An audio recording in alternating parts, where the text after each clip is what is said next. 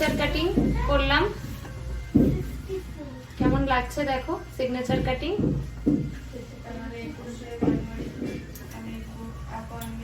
আর আমি উনাকে একবার জিজ্ঞেস করব যে কাটিং কেমন লেগেছে, আর তার আগে জিজ্ঞেস করব উনি ফেসিয়াল করেছেন তো সেই ফেসিয়ালটাও কিরকম লেগেছে, উনার মোট কথা নিহারিকার এক্সপিরিয়েন্স কিরকম এসে, প্লিজ একটু বলো।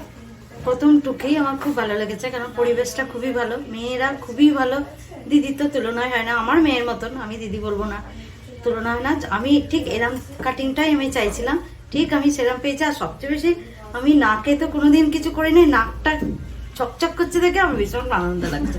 চুল তো হয়েছে, খুব ভালো, পুরো খুব রিল্যাক্স ভালো। হয়েছে তো ফেসিয়াল। হ্যাঁ, তারপরে একটা এর ফাঁকে আমি একটা ফ্রি জিনিসও পেয়েছি, এক কাপ গরম চা।